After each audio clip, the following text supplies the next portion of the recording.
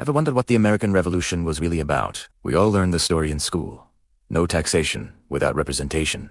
The Boston Tea Party. Brave colonists fighting for liberty against a tyrannical king. It's a powerful narrative, and it's definitely part of the story. But what if I told you there's a more complicated, and frankly, darker side to the fight for American independence? What if the pursuit of freedom was, for some, also about the freedom to own other human beings? Let us start with a well-known fact that we often do.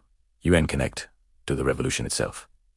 Many of the founding fathers, the very men who wrote that all men are created equal, were slave owners. Thomas Jefferson, the author of those famous words, owned hundreds of enslaved people throughout his life. George Washington, the general of the Continental Army and the first president, also owned enslaved people. This isn't just a side note.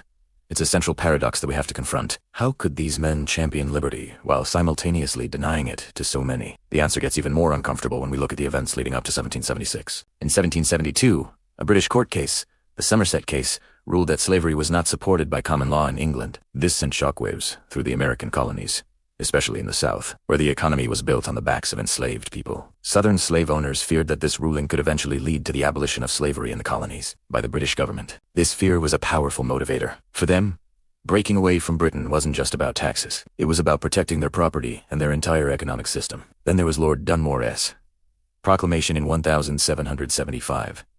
The British governor of Virginia offered freedom to any enslaved person who would escape their patriot masters and fight for the British. This turned the colonists' greatest fear into a reality. Thousands of enslaved people took up the offer, flocking to the British side, hoping for the freedom their American masters denied them. This act further solidified the idea in the minds of many slave-owning patriots that Britain was a direct threat to the institution of slavery. So, when we celebrate the American Revolution, it's crucial to remember the full story. It was a complex struggle with many motivations. While many fought for noble ideals of liberty and self-governance, others were fighting to preserve a system of brutal exploitation. The revolution that brought freedom for some cemented slavery for others, setting the stage for a conflict that would tear the nation apart less than a century later. Understanding this history doesn't diminish the ideals of the revolution, but it does give us a more honest and complete picture of how the United States began. Thanks for watching, and if you found this perspective valuable, please like and subscribe for more deep dives into history.